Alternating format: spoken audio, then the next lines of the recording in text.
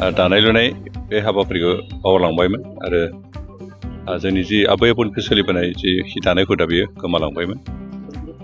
खिन्थु बेखौ गोबां स्टाडि खालामनानै मोननो हायो जे आसलते दानाय लुनायनि गेजेरजोंबो जों रांखान्थि बिथिङाव गोख्रों जानो हायो आरो बे बाथ्राखौ सानखांनानैनो बिटिआरनि गिदिर चिफ प्रमद बर बिथाङा बे दानाय लुनायखौ बर'फोरनि गेजेराव आरो फोथांफिननायजों लोगोसे बिनि गेजेरजोंनो बर' जातिनि गेजेराव बर' समाजाव बर' न'खरफ्राव रांखान्थिनि गोख्रोंथि लाबोनायनि हाबाफारि लानानै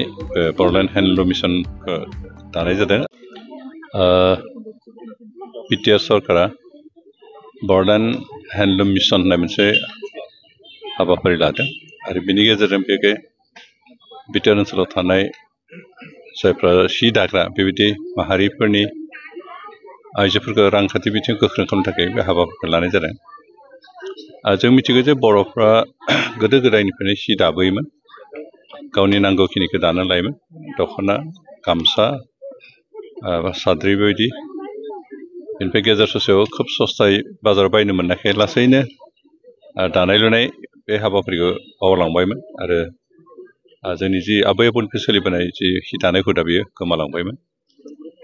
खिन्थु बेखौ गोबां स्टाडि खालामनानै मोननो हायो जे आसलते दानाय लुनायनि गेजेरजोंबो जों रांखान्थि बिथिङाव गोख्रों जानो हायो आरो बे बाथ्राखौ सानखांनानैनो बिटिआरनि गिदिर चिफ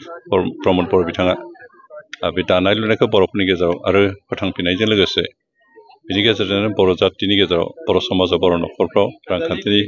गोख्रोंथि लाबोनायनि हाबाफारि लानानै बर'लेण्ड हेन्डलुम मिशनखौ दानाय जादों आरो बिनि गेजेरजोंनो जों बिटिआरनि गासै मोन 40 समस्ति बेहाय मोनफा मोनफा उइभिं सेन्टार गायसनदों आरो जों मिथिदों जे प्रत्येक उइभिं सेन्टारावनो 300निफ्राय 400हालागै आइजोफ्रा ज' जानानै सि दानो आरो सि दानायनि थाखाय ट्रेनिं लानो दावगाबोदों। दिनै जों भैरबकुन्द समस्तिनि सिङावबो बे हाबाफारिनि मोनसे बाहागो हिसाबै रंगिना उइभिं सेन्टार मुंनि मोनसे उइभिं सेन्टार दानानै बेवहाय मोनसे 300 आइजोफोरखौ लानानै सेन्टार गायसननाय जादों आरो बिनि गेजेरजों दिनै बे ओनसोलाव दानाय लुनायखौ जों पपुलाराइज खालामनायजों लोगोसे मोजाङै दानाय लुनायनि गेजेरजोंनो बर' न'खरखौ फोथांना लाखिनो मोनसे हाबाफारि जों लानो हमदों। इतिमध्य जोंनि गोबाङानो ट्रेनिं लाबाय दानाय लुनायनि सोमोन्दै। आं गोजोननाय मोन्दों जे भैरबकुन्द समस्तिनि अन्तत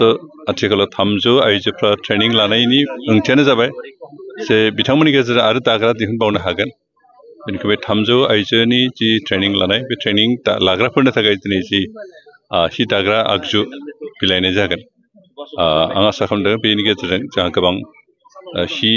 दिहुनगोन, दख'ना आर'नाइ ओमफ्राय गामसा गुबुन गुबुन सिफोर दिहुनगोन आरो बर'नि बे गाननाय जोमनायनि अनगायैबो जों मोजां मोजां कुवालिटिनि सिफोर जेरै सालार कुर्ता बानायनो हानाय, लंपेन्ट बा शार्ट बेबायदि सेलाइ खालामनो हानाय बायदि सिफोरबो पर्दा बानायनो हानाय, बिसना सादर बायदिसिना बानायनो हानाय मोजां कुवालिटिनि जुदि जों सि दानो हायो होमबालाय बेखौ जों वर्ल्ड मार्केटआव फाननो हागोन। आरो ओमफ्राय जोंनि हेन्डलुम डिपार्टमेन्टआ बे मार्केटनि दायित्वखौ लाखाबाय। जों माथ्र' दानांगौल'सो आइजोफ्रा दानाय जिनिसफोरखौ मार्केटआव खालामगोन, मार्केट दिहुनना होगोन जोंहा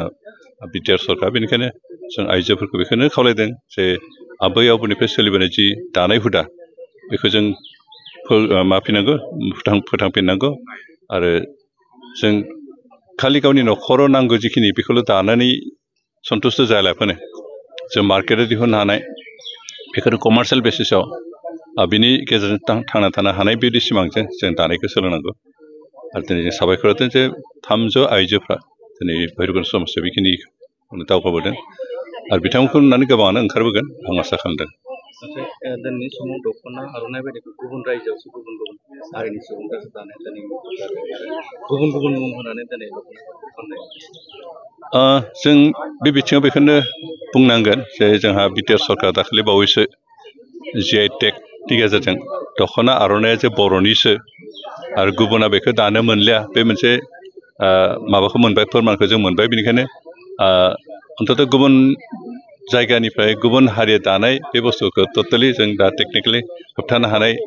आयेननि मोन्थाय मोनबाय। बेखाय एबार मार्केटआव जोंहा डुप्लिकेसन फैनाय नंलिया आरो जोंनि नांगौखिनिखौ जोंनि मानसियानो दानांगोन जोंनि आइजोफोरानो दानांगोन आरो बहाबाफोर मार्केटआव जों दख'ना बा आर'नाइ बा गामसा फाननांगौबा जों बर'फ्रा दानायखौसो जों फाननो हागोन बेनिखायनो जोंहा GI टेग मोनसे आइडेन्टिटि मोनखाबाय बेनिखायनो जोंनि मार्केटआव जोंनि बेसादा बिक्रि जागोन गुबुनफ्रा टटेलि ब्लक जालांगोन